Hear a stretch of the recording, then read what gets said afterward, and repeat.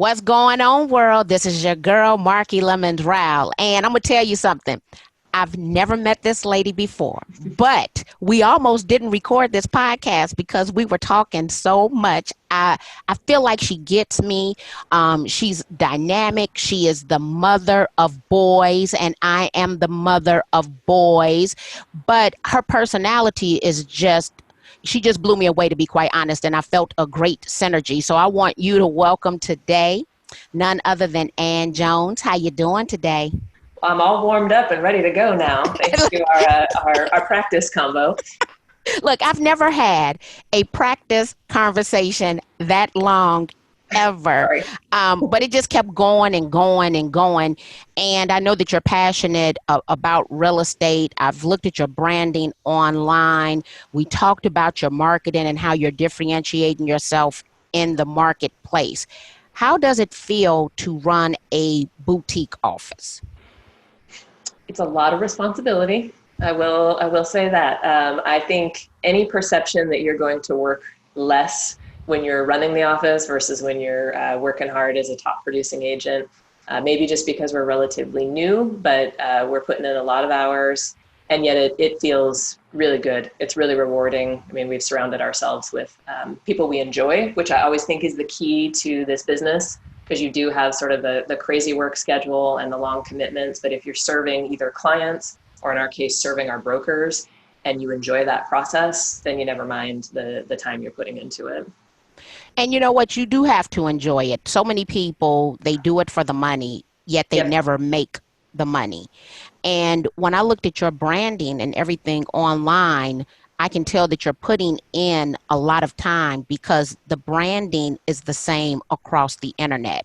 Like, I understand who you are, what you do. I get the whole modern vibe and feel. There's a lot of language that you use online that I think is unique. So I know you have a unique selling proposition. When you start thinking about what it is that you do different in your marketplace, what is that one thing that you do different? And what is that one thing that you do? So in a nutshell, we used to be a $250,000 average price point here. We're now more like 350. So we're not and when you think about Seattle is 700. So in Tacoma, we're an hour south of Seattle. We've always been known as more of a blue collar city, and our price points have been more attainable. It's very competitive right now, and that's changing.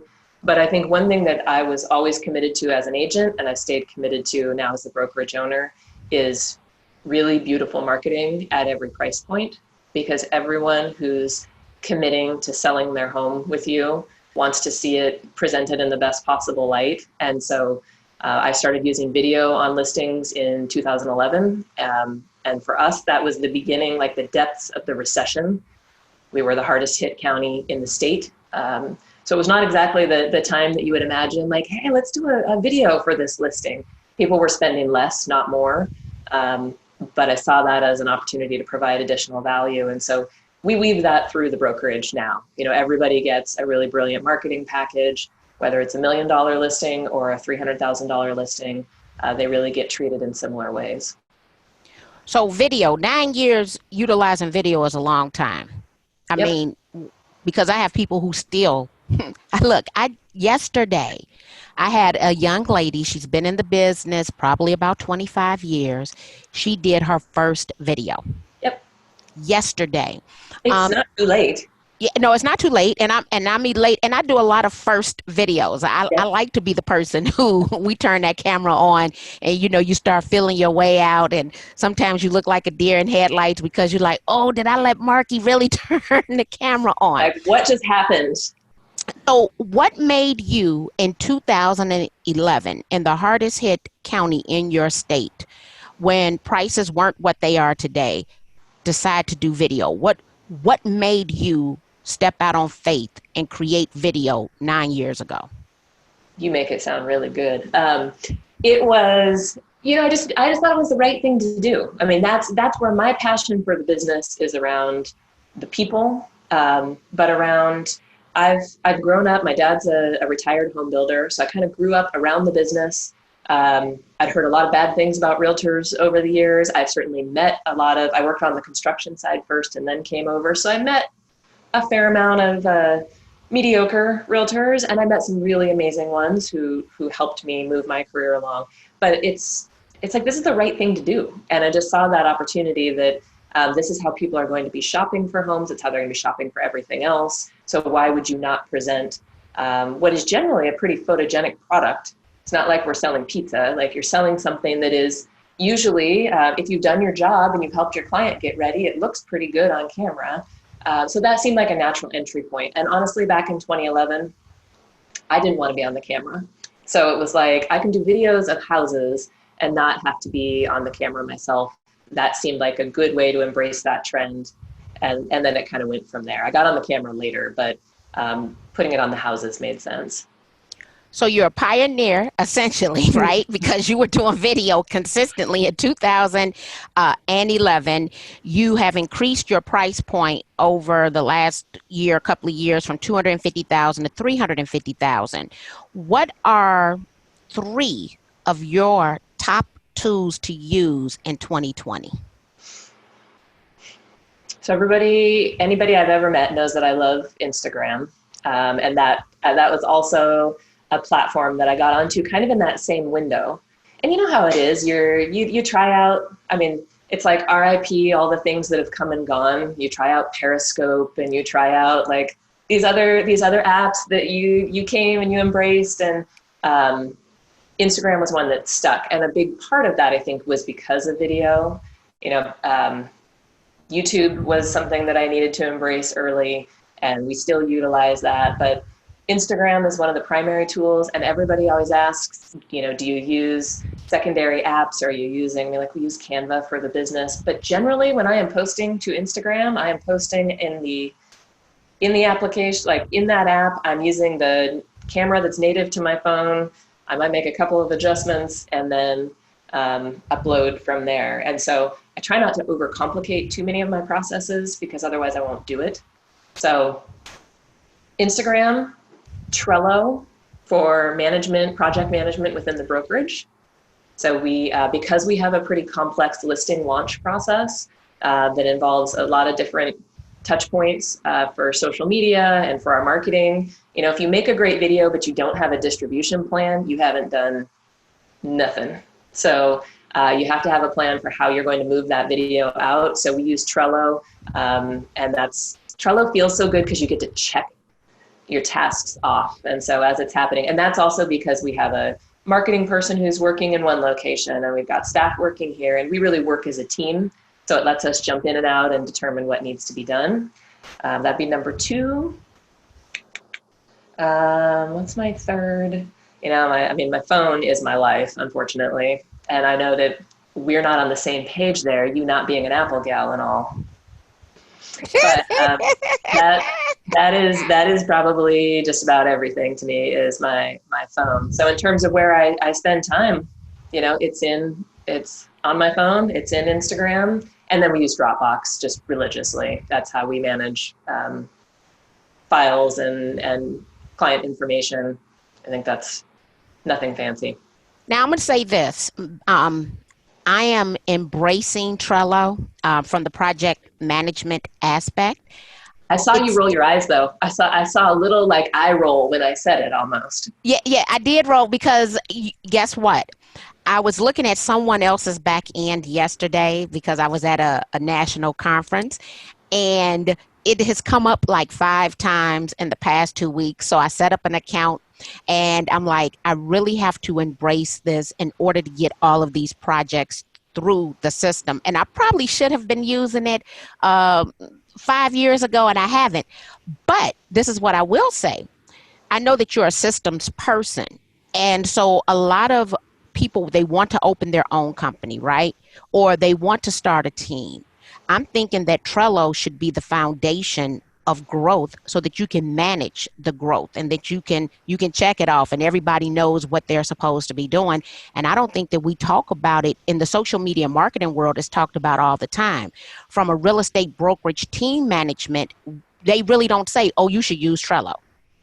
Well, and you have to pick one. So the embarrassing, my team will kick me if I don't say, and by my team, I mean our staff and my husband, I don't love systems. They have to like beat me into compliance. So that's one of so Trello, for example, is great because it is a place where all the stuff that I keep in my head, and I think a lot of top producing agents, this is a challenge. You can multitask a lot. You know, you have a high tolerance for a lot of noise and a lot going on, and you're keeping track of all these things, but other people can't read your mind. And so when you start working with other people, or in terms of serving your clients, they don't know they don't know you have everything organized, and it's fine. It's fine. So using Trello lets us communicate with less conversation, because also most brokers, both the broker in the seat running the office, but also brokers serving their clients. We're called brokers here in Washington State. Our agents are. They're over communicated, right? Like they're talking to people all day long. They're talking to other agents all day long. They do not want to explain one more thing. And so I think having some sort of a shared schedule that, you know, either your assistant or your client or your office understands what's going on is just so good for everyone. And it's actually a relief because it's maybe one less conversation you have to have during the day. Okay, I like that. Now, you said a couple of things that sounded real sexy, right? You said listing, launch, process, and distribution plan, which I've never heard. Let me say this. I know what it is, but I've never heard it sound. Yes, we have a listing launch process. Can you share any of your listing launch process with us, or is it proprietary information? Because I've never heard of a listing launch process. I am confident that, well, it's not trademarked, first of all. And I'm pretty sure that someone else does it exactly like we do it. But you know, there's a lot of steps. If you shoot a video, you've got to get it uploaded to YouTube. You want to link your YouTube comments to the blog post. You want the blog post to feature the YouTube video. You know, so everything has to tie together in a way that it's working on the internet. So all those things are coming together and driving clients back to you. You know, we use IGTV. We use obviously the Instagram feed. We do features in our stories for our agents when we're launching listings. And so there's a whole sequence. And the problem is, if you're doing one of those a week, fine. But as an individual agent or as a brokerage, when you're doing multiples of those on the same day, you definitely have to have a sequence, or else it's just not going to get done. So most of that is happening in the 24 hours, you know, of launch, because we have such a hot market here that if you don't get your marketing out immediately, the property's already pending. And people would say, I think the argument sometimes is, well, then why are you doing all that marketing? Like, if it's going to sell itself, what's the point? But I believe in my heart that we get more money for our sellers through doing it. We get more committed buyers who are really sticky and interested in the property. We reach further because we all know it's no longer a regional market. It's very much a national and international market. And so we're doing the things we should be doing, even if we don't have to do them to sell the house. And maybe that's like a post-recession sort of trauma that we worked through a time when you really had to work very hard to sell a home. Because lots of us who were in the market, I know you've been at this a long time, like in the recession, you had to hustle. And I guess maybe that was the answer to like, why was I making videos in 2011? Because we didn't sell houses in 2 days back then. You really had to work to get them sold. We're still here. Over. I'm so glad that's over. let me just think. Because it was rough in 2011. Yeah. At that point, we was trying to decide, like, how much longer can this last? So but the good news is I will say it definitely informed my practice and how I conduct business. And I just think there isn't a seller around that doesn't want to see their home presented fully in the best possible light. I mean, most people have an intense emotional attachment to their property. And if they don't, maybe there's someone that this has been their rental and they're selling it and they really don't, they never lived there. They don't have any attachment to it. Guess what? The person buying it wants to make an emotional connection. I mean, we know that's how most sales happen. And I just think there's very few mediums that do that any better than video. But again, if you're going to spend the money on making a video of a listing, you can't just let it sit as a link in the MLS and think the world's going to see it. I tell people secret agents don't get found. And I am baffled by how many people, well, let me say this. It it becomes clearer and clearer every single day that people come into real estate and they don't understand that they have to be an entrepreneur. And as an entrepreneur, you have to market your products and services. Yep. And they get it and they put it in the MLS, and I make a nice chunk of change every single year off of referring business because I'm willing to do what my agents won't do. And it's kind of sad that everyone doesn't treat the real estate business as a business, because if you treat it like a business, it will be good to you. But if you get up and, we have agents, right, getting up out the bed right now, right? And they don't have a plan of action. And let me say this, I'm not opposed to getting up, at noon. I am opposed to getting up at noon if you're not soliciting deals at nightclubs in the middle of the night, you go after bar owners and stuff, right? Yeah. So you need to have a midnight marketing plan. But they don't, and I'm loving the fact that you have systems, even though you say they don't come naturally to you, the Trello, the list and launch process, and to have a distribution plan. You know that you're going to take this and you're going to put it on Instagram. And not only are you using Instagram, you're utilizing IGTV and Instagram stories. So you're using everything that Instagram has to offer, but you've broken those steps down and put it into that list and launch plan. And I wish more people had checklists. Well, let me say this, a checklist means nothing, right, if you're not going to use it. Yep. Yep. But And you can't scale. I mean, that's the part, is that you can't scale and provide quality service if you don't have a checklist or a system. And I mean, so I learned that the hard way. I'm not saying like I'm so enlightened and I was so ahead of the curve. What I discovered was that once I started selling 25 or 30 or 35 houses a year, there was no way to do this marketing that I'm so passionate about without killing myself if I didn't have a plan and a schedule and a method of accountability. And so it didn't come easily. I learned it the hard way, but it's necessary. Now, your third favorite tool is the phone. And you're an Apple girl and I'm an Android girl.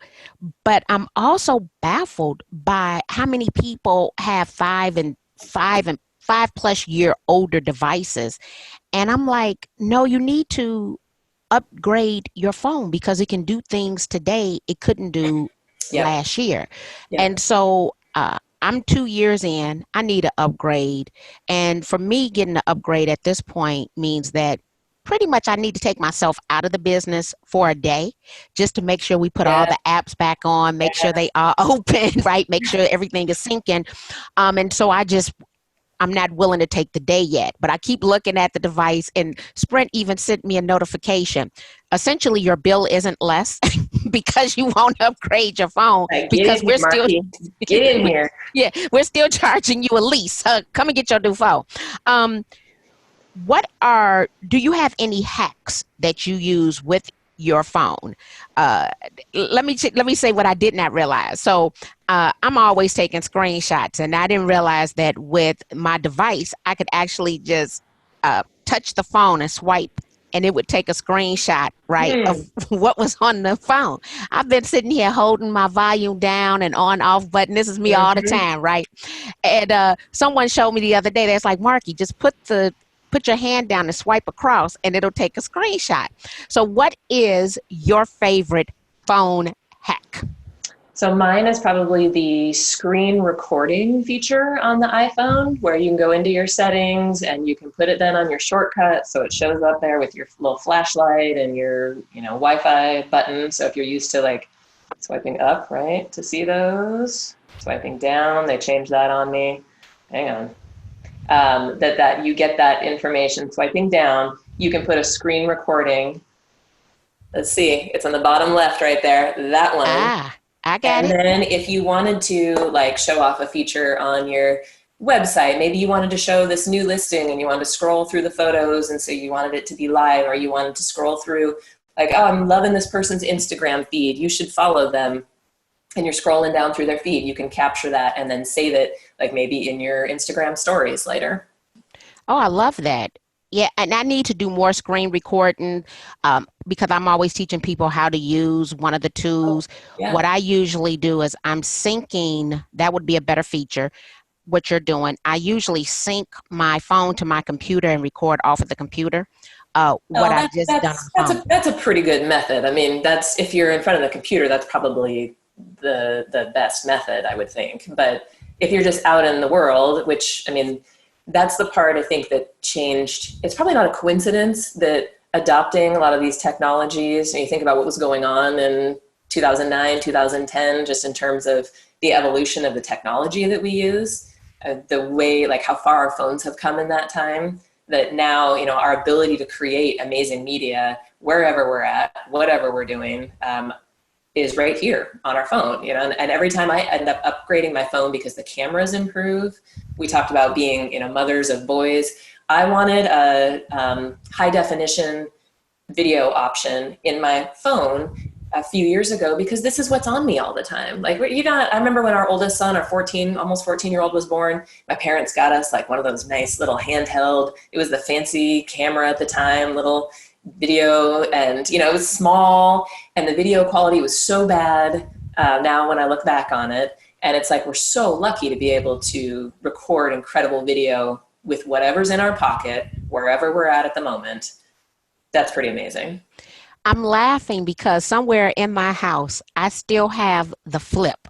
Mm-hmm. And and that was my little recording device. Yep. And I was really hip and qualified Yep. with the flip. And I think the flip had to be 12 to 13 years ago, but Huh? you couldn't tell me nothing. But I'm also the person who swore I would never use any other device outside of the Palm Pre, and standing in line at Sprint to get that sucker as soon as it came out. So yeah, the technology is evolving. When you think of 2020, so we've talked about your three go-tos: Instagram, Trello, and the phone.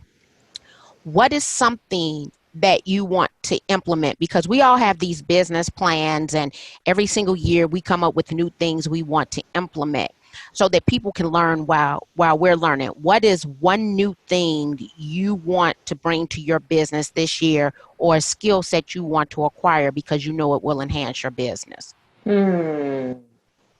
That's a good one. And actually, the funny thing about the theme of this conversation is it's a lot about systems for me. So as a relatively new brokerage owner, it's getting used to a different set of numbers. You know, financial literacy in a different category. So the operating and overhead, you know, those expenses are totally different as a broker owner versus as an agent. And so I'm learning. I'm learning new management skills. I'm learning these operational skills. I have a lot to learn right now. You know, things are going well, but I am in a space that's uncomfortable for me, learning new skills, which I know is probably right where I'm supposed to be. Here's a couple of things based on that statement. One, being committed to being a life learner, right? So people would look at you and think, oh, you know, you have it all. You have a successful brokerage. You have a strong online presence. Uh, but what they don't realize is that most people who are successful because they commit themselves to being lifelong learners, Yeah. right? And so management will be your thing. One, when you said Trello, I did roll my eyes because Trello is on my list of things, skills I need to acquire this year. I need to do better with YouTube. Oh, And interesting. What do you want to be doing on YouTube?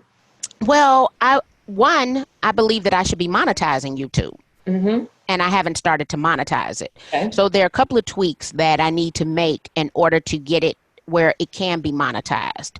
And so all of the content, because I'm adding content at least once per week to YouTube, I'm like, okay, I have to up my YouTube game with one, it being the second largest search engine and still that video domination platform. And so YouTube is one. The second one is actually Pinterest. So I get Hmm. close to 40,000 views a month of my Pinterest account, but I need to be more strategic. And so I spoke with an agent out of Atlanta.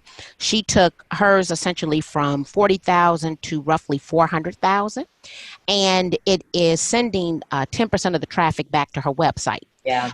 And so she was telling me some of the things, and I was like, okay, I need to learn a little bit more about Pinterest. And I love repurposing content.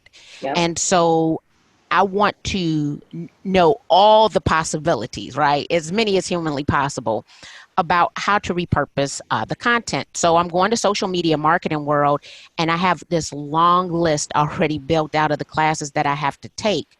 And I even put debriefing in there so that I can implement this back into the business and incorporate it into classes. But I don't think that people understand the commitment to being lifelong learners in the world of real estate, because one, it's going to be something new every single day, Yep. but it's not one size fits all. Yep. And oftentimes the skills that we're acquiring, they aren't necessarily based on us, but it's based on the people who we are trying to attract and do business with. What do they like? What do they want? Yeah. Exactly. Where are they at? Yeah. So, and I tell people all the time, it's not about us. It's 100% about the customer. For a couple of years, I worked in pharmaceutical sales and worked at Pfizer, and we had to go through sales training. They consider themselves to have the world's best sales training. And the one thing that I took away from farm sales is that I needed to be like a chameleon. Yeah. I, Yeah. I What do have to they? come in and I have to fit the situation, because the doctor is not going to change to do business with me. Right. Right. Yeah. So you have a podcast, right? You are a boutique brokerage owner. You have a strong online presence. How would someone connect with you, do business with you online? Easy way is I'm on every day on Instagram, probably more than I should be. So I appreciate the direct messages. They can text me because that is still, like I said, you're married to your phone in this job. So they can text me if they want to get in touch. 253-444-8481. I'm always back that direction. Email is my last choice only because it is the bane of all of our existence, I think. But and usually the conversations I have around this kind of stuff online are fun conversations, people who are trying new things, who are growing their businesses, who want some idea on how to get started. Those are fun diversions from the more typical aspects of our business life. So I enjoy having those. Excellent. So I'm telling everybody that one, I want them to come and check out your branding because Thank you. it is precise. And I loved your photos, just like the language you use with the list and launch process and the distribution plan. I saw some unique language on your website, and I'm like, I like the verbiage, right? Because you have differentiated yourself. You're not trying to look and or be like everyone else, and it allows you to stand out in a crowded market space. And that's, Windermere Abode is our company and our web address. The podcast has been really fun and a really great way both for us to get our brokers out there and let people get to know them in a different way. Just like, of course, that the value of video is people get to see you, they get to hear you, they get a feel for your personality, so that when you meet in person, all you have to do is be that person and it's done, right? Like the relationship is consummated. If they've watched you online and you meet in person and you are the same person they thought you were, it's sold usually. There's not much left to it. But we've been trying that with podcasts for our brokers and also for people in our community, just to get their voices out there and for us to, I guess, have the opportunity to maybe rebroadcast topics or information that are of interest or importance to us that we think maybe other people will be interested in. So we have an Inside Abode podcast on iTunes. And then we also do a little video series called Inside Abode, which is kind of behind the scenes with our brokers and what's going on at the office and what's happening. And I think for anybody who's watching from like a brokerage level, to me, that's been really useful because when people, same deal, they come in to meet and interview with us, they already know I would like to work with all these other people. They've gotten a sense of what the office is like, what the personalities there are like, and whether or not that'll be attractive to them. And so we don't really recruit very heavily. It's more a matter of people will pop up occasionally and say, I think I would be a good fit for your brokerage. And then we figure it out from there. Wow. You don't recruit. That's a whole nother conversation. So you work with attraction. And the thing is, that's the only way I really knew how to do it. It's how I worked in my own business. So it's not that I'm so brilliant. It's just, I think I figured that it worked in real estate for me. You know, once I picked my lane, once I got myself out there a little bit, I got more comfortable with being on camera. So I started making videos and putting myself out there. I found like, wow, I'm attracting the right people to me. I generally really like all of my clients. And that's a beautiful space to be in because you can't control how gnarly the transaction might get.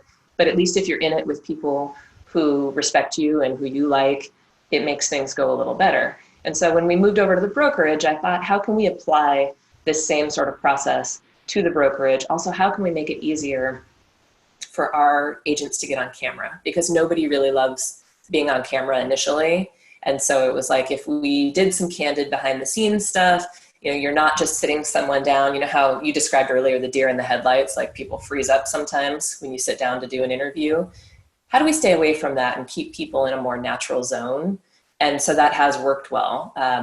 We have all gotten used to my husband, Dave, who shoots inside a boat, like being in our face with a camera. It took a while to like, you turn around and he's right there and you get used to that after a bit, but it yields a really natural result where you do get a sense of who people are. And I think that's very valuable. Wow.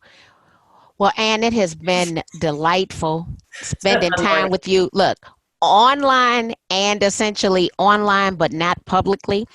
Just getting to know you. I'm looking forward to coming out to Tacoma. I'll be I'm out so there in excited. yeah. Look, this might air after I come your way, just to meet you in person because of your dynamic personality and what you have built. I want to thank you for being with us today. Thank you for having me. It's been my pleasure. Thank you.